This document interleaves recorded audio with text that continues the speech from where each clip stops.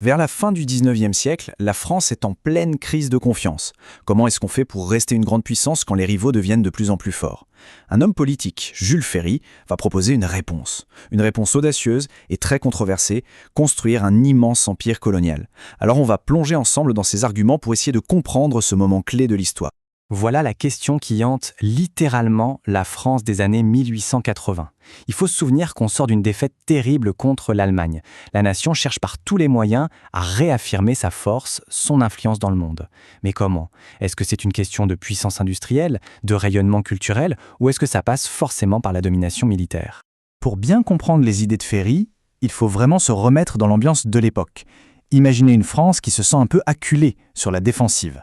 La concurrence mondiale est partout et ça force le pays à se demander quelle est notre place, à nous, dans ce nouvel ordre mondial. Alors, concrètement, la situation est vraiment tendue. D'un côté, on a une France, oui, riche et travailleuse, avec une industrie qui tourne à plein régime. Mais de l'autre, on a des concurrents, comme l'Allemagne ou les États-Unis, qui commencent à fermer leurs frontières, à mettre des barrières protectionnistes. Du coup, la question c'est comment on exporte? Et sur mer, c'est la même chose. Comment on rivalise alors que les autres nations construisent des flottes de guerre à une vitesse folle? Bref, la pression économique et stratégique est maximale. Et c'est là, au milieu de toute cette anxiété nationale, qu'un homme va proposer une solution radicale, une vision qui va marquer la politique française pendant des décennies. Jules Ferry, ce n'est pas n'importe qui. C'est un poids lourd de la politique, un républicain convaincu. Il a été à la tête du gouvernement 2 fois. Et lui, il a une conviction profonde. Pour lui, l'avenir de la France, et même sa survie en tant que grande nation, passe par l'expansion outre-mer. C'est non négociable. Cette citation, elle dit tout. Pour Ferry, ce n'est pas juste une histoire de commerce ou de territoire. Non, l'enjeu est bien plus grand. Il s'agit de projeter l'identité française, sa langue, sa culture, son fameux génie aux 4 coins du monde. La colonisation, vue comme ça devient presque une mission vitale pour que la France reste la France. Mais bon, comment on fait pour convaincre tout un pays qui est quand même assez hésitant de se lancer dans une politique aussi chère et aussi risquée? Eh bien, Ferry, il est méthodique. Il a structuré son discours en 3 grands axes, 3 arguments massus qu'il va répéter encore et encore, notamment devant les députés. Son premier argument, il est très direct, très pragmatique. On ne parle pas de grandeur d'âme, on parle de chiffres, d'usines, de commerce. Pour lui, l'expansion coloniale, ce n'est même pas un choix, c'est une question de survie économique. Le constat de Ferry est simple, presque brutal. L'industrie française produit, mais elle ne peut plus vendre. Les marchés habituels se ferment les uns après les autres.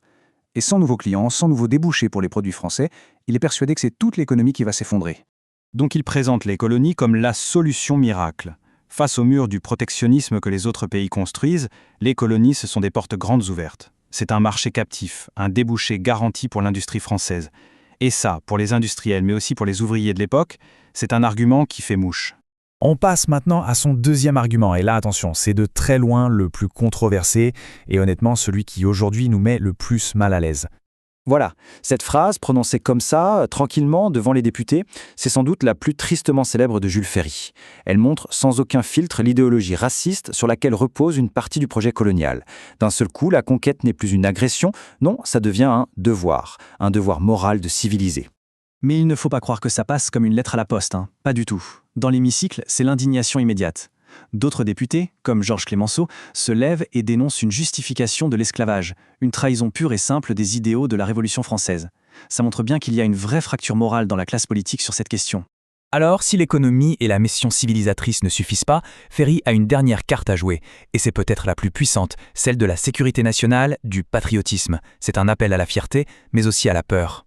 Le message est limpide. Pour Ferry, dans ce monde où toutes les grandes nations sont dans une course effrénée, rester immobile, c'est régresser. L'isolationnisme, ce n'est pas une option. Ne rien faire, c'est accepter le déclin. Et son raisonnement est très concret, très militaire. Il faut penser qu'on est à l'ère de la marine à vapeur. Un navire de guerre ne peut pas naviguer très longtemps sans refaire le plein de charbon. Donc, pour avoir une marine puissante, capable d'aller partout, il faut des bases, des points de ravitaillement, des abris sûrs sur tous les océans. Et là, des endroits comme la Tunisie, Saïgon ou Madagascar deviennent absolument stratégiques. Ce ne sont plus seulement des marchés, ce sont des pions essentiels sur l'échiquier mondial. Évidemment, avec des idées pareilles, on ne reste pas dans le domaine du discours. Ça mène à l'action. Et l'action, ici, c'est la guerre. Notamment pour le contrôle du nord de ce qui est aujourd'hui le Vietnam, une région qu'on appelait le Tonkin et que la Chine convoitait aussi. Cette guerre, ça a été une série de hauts et de bas. Au début, les choses semblent bien se passer pour les Français. Il y a des succès, et l'armée finit par prendre une ville très importante, Langson. On pense que la victoire est proche. Sauf que, quelques semaines plus tard, après une contre-attaque chinoise, le commandement français panique et ordonne une retraite qui se transforme en véritable déroute. Et la nouvelle de cette retraite, de cette humiliation, va traverser le monde et avoir des conséquences politiques immédiates et dévastatrices à des milliers de kilomètres de là, au cœur même du pouvoir, à Paris. On est le 30 mars 1885. Ce jour-là, la nouvelle du désastre de Langson arrive à Paris. L'effet est celui d'une bombe. L'opposition se déchaîne et le gouvernement de Jules Ferry s'effondre dans la journée. Et c'est là tout le paradoxe de cette histoire. La politique qui était censée garantir la grandeur de la France a provoqué la chute de son plus grand défenseur. Ce qu'on a appelé l'affaire du Tonkin a brisé la carrière de Ferry. Mais l'ironie suprême, c'est que malgré tout ça, la France va quand même obtenir ce qu'elle voulait. Le traité de paix qui suivra confirmera son contrôle sur la région. Au final, l'histoire de Jules Ferry et de sa vision de l'Empire, ça nous force à réfléchir. Ça met en lumière ce mélange très complexe de motivations. L'ambition économique, bien sûr, la fierté nationale, mais aussi une idéologie raciste. Tout ça a poussé les nations européennes à vouloir conquérir le monde. Et ça pose une question qui, au fond, reste incroyablement pertinente aujourd'hui. Quel est le vrai prix de la grandeur d'une nation ?